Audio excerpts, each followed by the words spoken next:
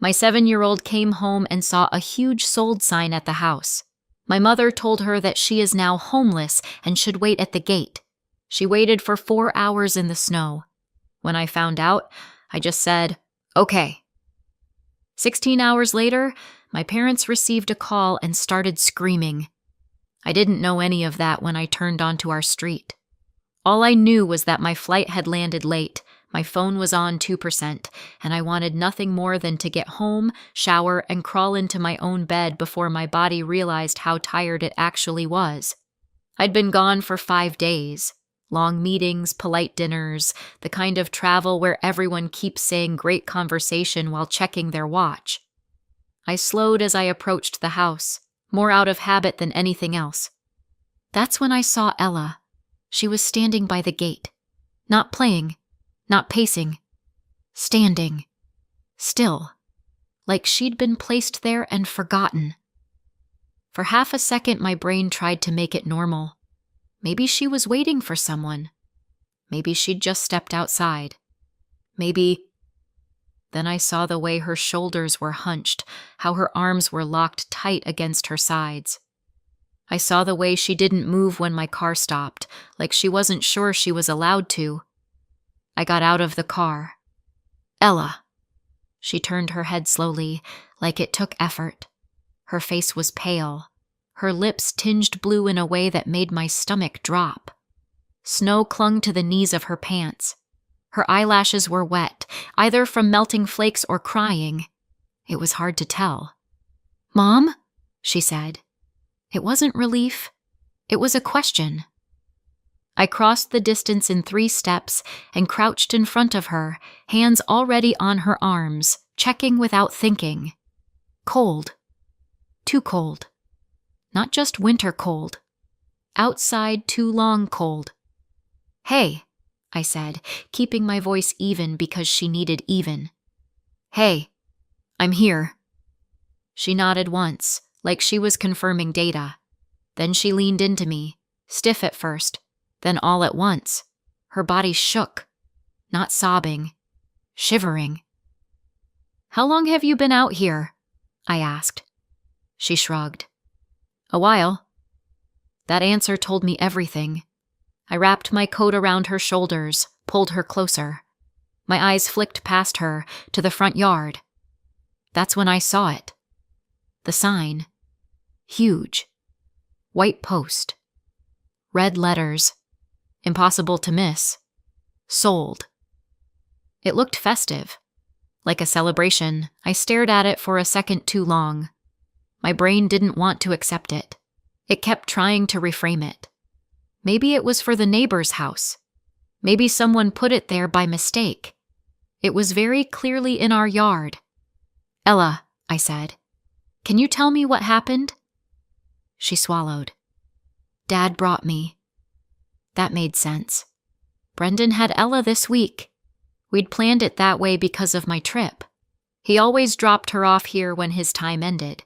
He never stayed long. Conflict made him itch. "He dropped me off like normal," she said. "He waved and drove away." I nodded, like I was taking notes. "And then?" "I knocked," she said. "I knocked a lot." My jaw tightened. Grandma opened the door a little. Not all the way. "What did she say?" Ella looked down at her boots. "She said the house was sold." I waited. "She said I'm homeless," Ella said quietly, "and that I should wait at the gate." Something hot and sharp went through my chest, then settled into a very calm, very dangerous place. "Did she let you inside at all?" Ella shook her head. "She said I don't live here anymore." "And you waited?" She nodded again. "She said it would be better if I waited." I stood up slowly and took Ella's hand, turning us toward the house. The front door wasn't locked. That detail mattered. I didn't know why yet, but it did. I walked inside. The house smelled wrong. Cardboard, tape, cleaning spray, that strange hollow smell rooms get when they're being emptied. Boxes lined the hallway, some sealed, some half-packed. My name was written on one in thick black marker. Ella's on another. I felt something go very still inside me. Mom came out of the kitchen first. She looked composed, annoyed even, like I'd come home early and thrown off her schedule. Dad hovered behind her, holding a roll of packing tape. My sister Samantha sat at the dining table, scrolling on her phone, legs crossed, humming under her breath like this was a minor inconvenience. "You're back," Mom said. "Yes," I said. "I live here." Her eyes flicked to Ella. "She's inside now." "That's good." "You left her outside," I said. She had a coat. I looked at the boxes, the stripped walls, the empty space where Ella's drawings usually hung. "What is going on?" I asked. Dad cleared his throat. "We sold the house." The words didn't land right away. They hovered, waiting for permission. "You did what?" "We sold it," Mom said, slower, patient, like she was explaining something obvious. "You refused to listen. You wouldn't help. So we handled it." Samantha finally looked up. "It's for the family." I let out a breath that sounded almost like a laugh. "You sold my house," I said. "You are not on the deed." Dad straightened. "We had a power of attorney."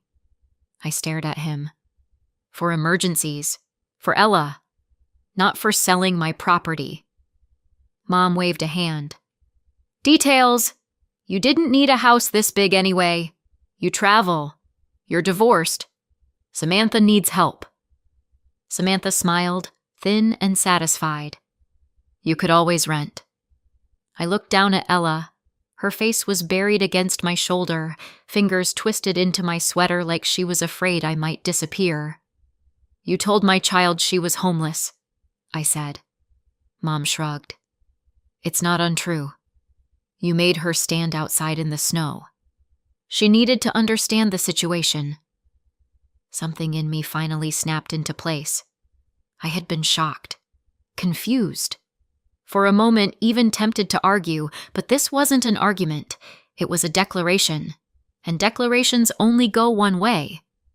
"Okay," I said. Mom blinked. "Excuse me?"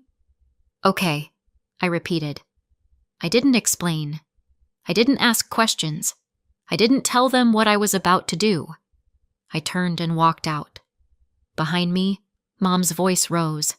"Sarah, you can't just—" I closed the door. Outside, the cold hit my face like a slap. I kept a firm hand on Ella's shoulder and walked her to the car, buckling her in with hands that were steady now. Steady in the way you get when the decision has already been made. She looked at me, eyes wide. "Are we really homeless?" "No," I said. "We're not." I started the engine.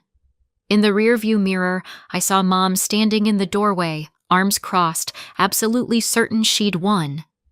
16 hours later, my parents received a call and started screaming. I used to think betrayal announced itself. A raised voice, a slammed door, something cinematic. Turns out, it mostly sounds like normal conversation, just repeated long enough that you stop hearing the warning underneath.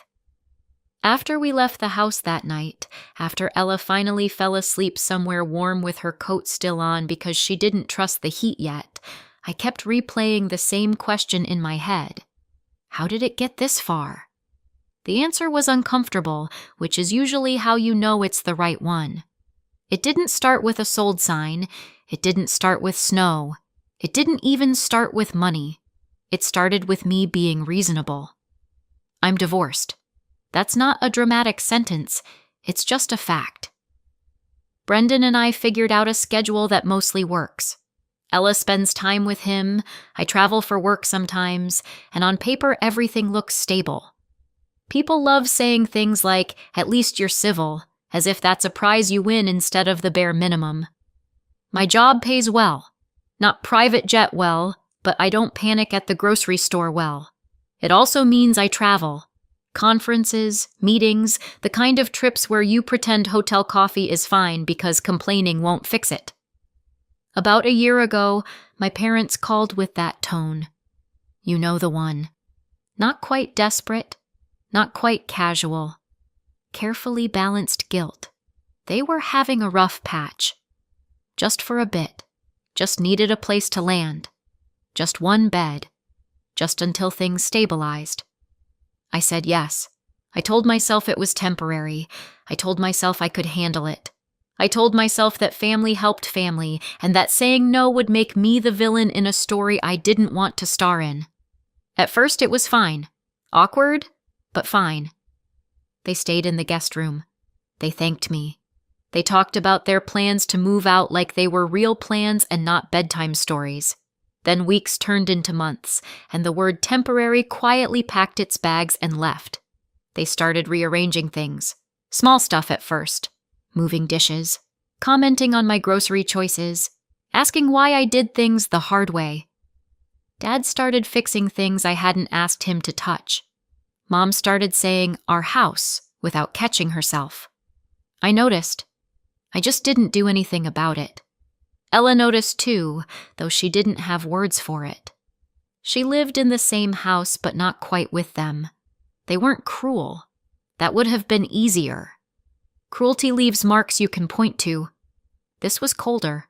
Polite smiles. Short patience. Help offered like a favor that would be remembered later. They'd watch her if I asked.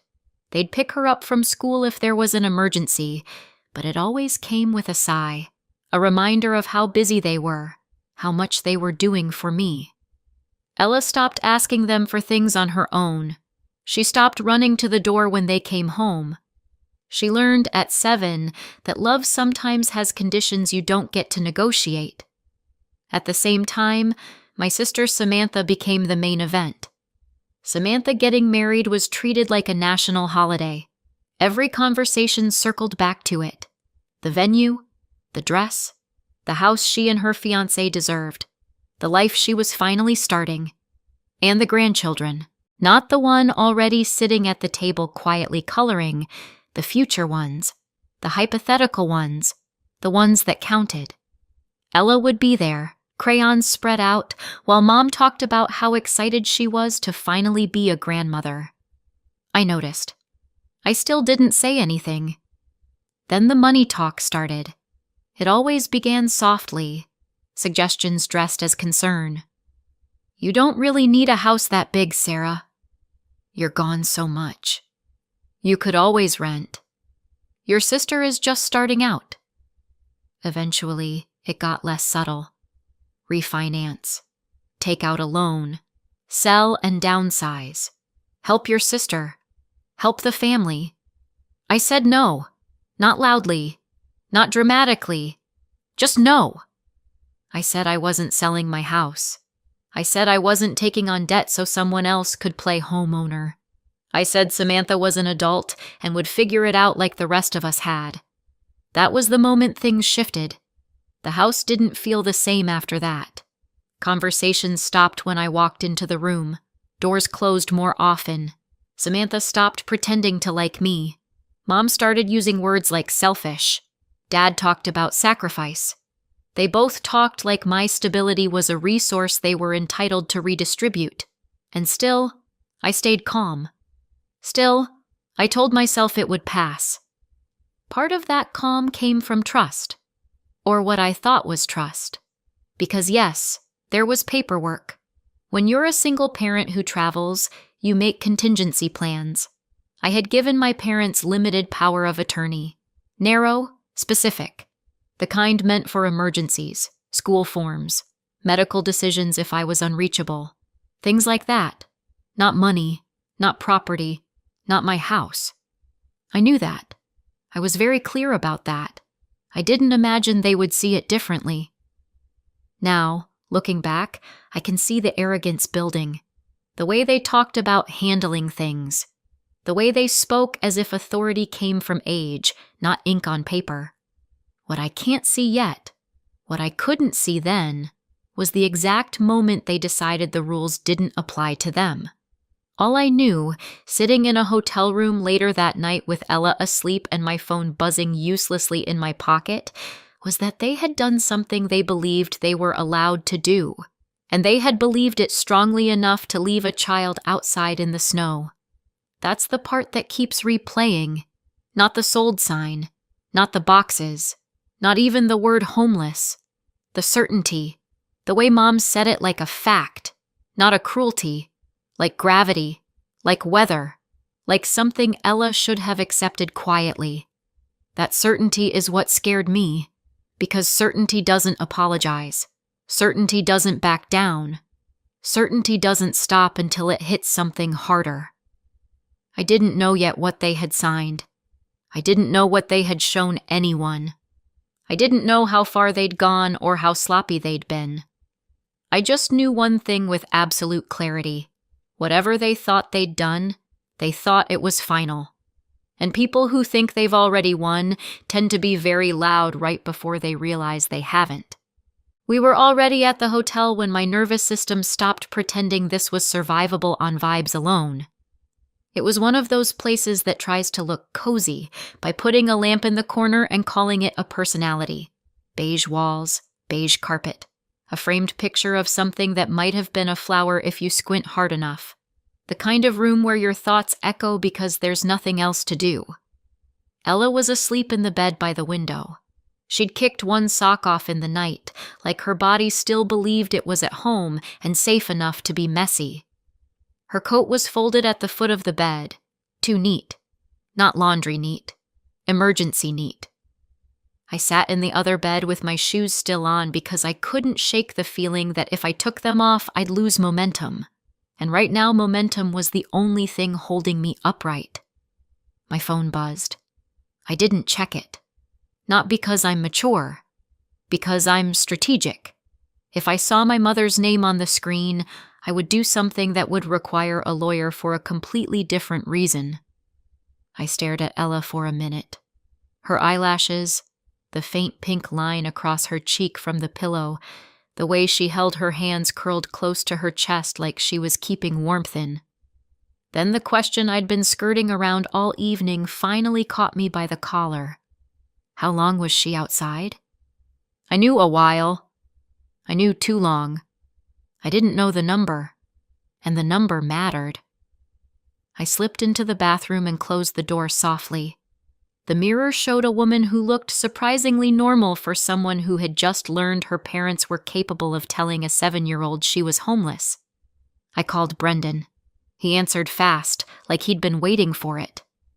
"Hey," he said. His voice was cautious, but not defensive. That was new. "Hi," I said. "What time did you drop Ella off today?" A beat. I could hear him thinking, not stalling. "About 2, he said. 2-ish. Why?" I did the math in my head. I got there a little after 6. My throat tightened, but my voice didn't change. "Okay," I said. "So she was outside for 4 hours. "What?" His voice jumped. "No, your mom opened the door." "I'm not asking what you saw," I said. "I'm asking what time you dropped her off." He exhaled sharply. "Around 2. I swear." "Okay," I repeated. Silence stretched. Then quieter. "Sarah, I didn't leave her with a stranger. I left her with your mom. She was at the door." "I know," I said. And I did. I wasn't calling to make Brendan the villain. He's a lot of things, avoidant, allergic to conflict, the human version of I don't want to get involved, but he's not psychic. He didn't know my mother would turn a normal handoff into a survival experiment. "I'm not blaming you," I said, because he needed to hear it and because it was true. "I just needed the time." Another exhale. "Okay." "You saw Mom open the door," I said. "Did Ella look okay when she got out of your car?" "Yeah," he said immediately. "She was fine, bundled up. She waved at me." I swallowed hard. "Did Mom say anything?" "No," he said. She barely looked at me, which honestly felt like a win. I almost laughed. It came out like air. Same, I said. He hesitated.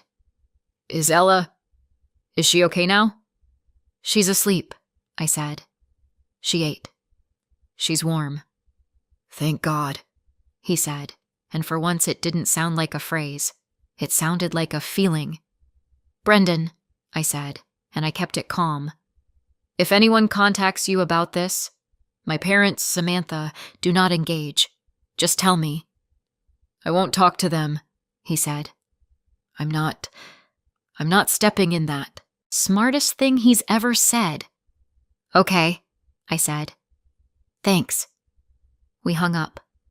I stood in that bathroom for a moment, palms flat on the sink, letting the number sit heavy in my chest. 4 hours.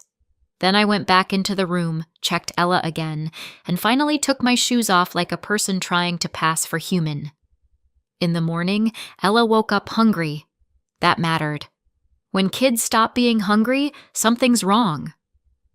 I want waffles, she announced, like she was making an executive decision on behalf of the whole family. Of course you do, I said. This place charges $8 for bottled water. They can afford waffles. She smiled, small but real. We ate in the hotel breakfast area, surrounded by other people pretending they weren't also in temporary lives. I let her drown her waffles in syrup because I wasn't interested in being the health police today. Today, I was the stability police. Back upstairs, I put cartoons on for her and handed her the remote like it was a sacred object. Stay here, I said. I'm making a couple calls. Are you calling Grandma? She asked. No, I said. I'm calling adults who don't think a gate is childcare. She didn't fully understand, but she nodded like she liked the sound. I stepped into the hallway for the first call. I called the non-emergency line and reported what happened, cleanly, factually, without dramatics. My daughter is 7. She was denied entry to her home. She was told she was homeless. She was left outside in snow for approximately 4 hours. The woman on the phone went quiet, then asked for details in a careful voice. Address, names, times. I gave her Brendan's drop-off time and my arrival time. The number landed with more weight when I said it out loud. She gave me a case number and told me an officer might follow up. Thank you, I said. When I hung up, my hands were still steady. It wasn't catharsis. It was documentation. I went back inside. Ella was on the bed, watching cartoons like her brain had decided it would rather live in an animated universe where problems get solved in 11 minutes. Did you do the call? She asked. Yep, I said. Grown-up paperwork call. She thought about that. Are we still homeless? No, I said. We're just temporarily paying for a room with a flower painting. She looked at the wall. That's not a flower. That's what makes it art, I said. She giggled once, and I held on to that sound like it was a receipt proving we still existed. Then I made the next call. A colleague had sent me a lawyer's name with the kind of message that tells you it's serious. Call him. He moves fast. We did a Zoom consult because speed mattered more than ambiance. He looked like someone who owned multiple suits and had never once smiled by accident. Sarah, he said. Tell me what happened. Short version. I gave him the short version. He didn't gasp, didn't do sympathy face, didn't say, I'm so sorry. He just started sorting facts like they were files. Do you own the house? He asked. Yes, I said. Sole owner. Did you sign anything authorizing a sale? He asked. No. Are your parents on the deed? He asked. No. He nodded once. Then the sale is either not real, not finished, or not lawful. Possibly all three. I told him about the limited power of attorney. He asked, Does it include real estate transactions? No, I said. It was for emergencies and Ella-related stuff, not property. Good, he said. Then we treat anything involving a sale as suspect until proven otherwise. I watched Ella in the background, legs swinging as she ate cereal from a cup like a tiny raccoon. What happens now? I asked. I'm going to identify the transaction, he said. If a sold sign is up, there's a realtor and an escrow or title file. I'll contact them and put them on notice that the owner disputes authorization. That typically triggers an immediate hold. Typically, I repeated. He gave the smallest possible shrug. People get very cautious when the word fraud gets anywhere near their paperwork. Paper has a way of ruining confidence, I said. His mouth twitched. Not quite a smile, but an acknowledgement that I was at least functional. Do not contact your parents about this, he said. Do not threaten. Do not warn. Let them be surprised. Finally, I said. A plan that matches my personality. He told me what he needed from me. Basic proof of identity, ownership info he could pull from public records, and said he'd start immediately. When the call ended, nothing had changed in the room, but something had changed in the air, because now the situation had left the family ecosystem and entered the adult world, where people don't care who your mother is. They care what you can prove. I put my phone down and tried to breathe. I didn't have to wait long. Mid-afternoon, my phone started vibrating. Dad called. Mom called. Samantha called. Over and over. I didn't answer. A voicemail came in from Dad first. His voice sounded strained, too high. Sarah, we just got a call. They said the file is frozen. They're asking questions. This is ridiculous. Frozen. A second voicemail followed, Mom this time, furious in that clipped way she uses when she's trying to sound in control and failing. They're accusing us, she hissed. You need to fix this, immediately. Then a text from Samantha. What did you do? I stared at the screen. I didn't know who had called them yet. I didn't know what exactly had been said, but I knew this. Someone official had just told my parents no, and it had hit them like a car crash. Ella looked over. Mom? Yeah, baby. Are they yelling? I exhaled slowly. They're upset. Why? Because they thought they could do whatever they wanted. Because they thought rules were for other people. Because they thought a 7-year-old was an acceptable casualty. But I didn't say any of that. Because they don't like being told stop, I said instead. Ella nodded once, like that made perfect sense. That night, she fell asleep without her coat folded like a shield at the foot of the bed.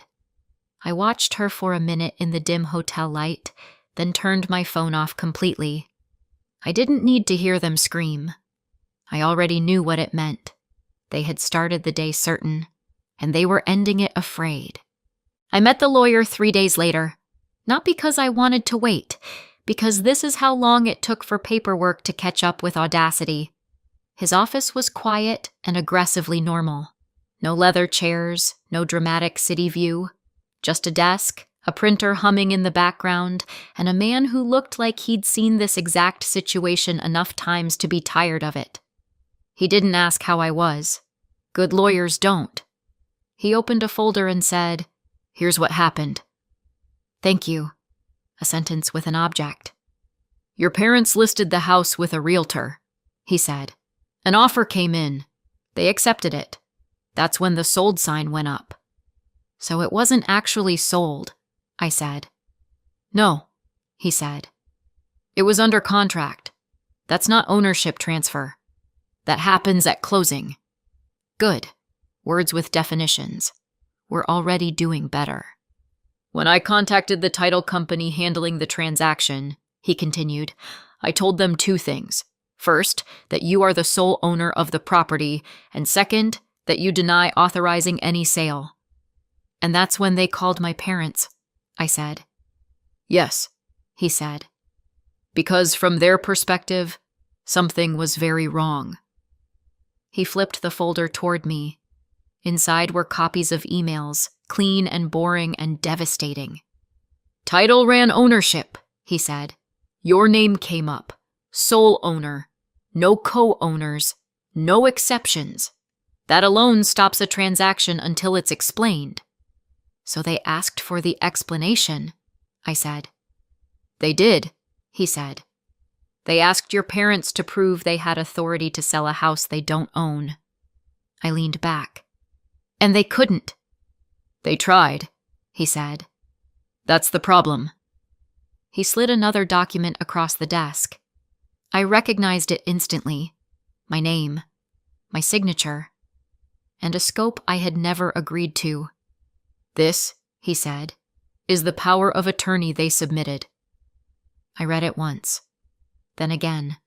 Authority to sell real estate. Authority to transfer ownership. That's not what I signed, I said. I know, he said. The original POA you described doesn't include this language. This version does. So they added it. Yes. After the fact. Yes. I stared at the paper, oddly calm. So when escrow called them, they weren't just told we need clarification. They were told, this looks wrong. He nodded. Exactly. The moment you disputed authorization, and they produced a document that expanded their authority beyond what you granted, the transaction triggered a fraud review. And that's why they started screaming. Yes, he said. Because they realized professionals were now looking at what they did. I laughed once, quietly. My parents have never reacted well to supervision. He closed the folder. This wasn't a misunderstanding. It was a material alteration of a legal document. That's forgery. There it was. Plain. Unceremonious. Final. What happens now? I asked. We separate the issues, he said. You already reported the endangerment of your child. That was correct. This is different. He explained it without theatrics, a separate fraud report prepared and submitted through his office. Notices sent formally. The power of attorney revoked in writing. The transaction terminated. And my parents? I asked. They are no longer treated as decision makers, he said. By anyone. I signed what needed signing. Revocation, confirmation, dates, initials, all the things that look boring until you need them. When I stood to leave, he said, One more thing. Your parents are still in the house. Yes, I said. That's a problem. He nodded. I can formally revoke their permission to stay and issue a notice to vacate. If they don't leave, enforcement follows. Do it, I said. Once that's done, he added, your daughter shouldn't return until the house is clear. She won't, I said. He nodded again. That's the right order. They did not leave voluntarily. Of course they didn't. My mother called first, furious and wounded in equal measure. Dad followed with apologies that didn't include responsibility. Samantha sent messages that suggested she believed volume could reverse reality. I didn't respond. Blocking people is not immature. It's efficient. The notice to vacate expired. Enforcement was scheduled. I didn't bring Ella. She stayed with a friend, safe and distracted, unaware that her grandparents were about to experience consequences for the first time. I parked down the street and watched. The deputy knocked, explained, waited. My mother argued. Dad hovered. Samantha appeared, crying loudly enough to be heard from the sidewalk. None of it mattered. When they were finally escorted out, my mother spotted me and made a beeline like she still believed proximity was power. I hope you're proud, she said. I considered it. I'm relieved, I said. Pride can come later. The deputy closed the door behind them and handed me the keys. It's secured, he said. I nodded. Thank you. I brought Ella home that evening. She stood in the doorway, looking around like the house might argue back. "They're gone?" she asked. "Yes," I said. "They're gone."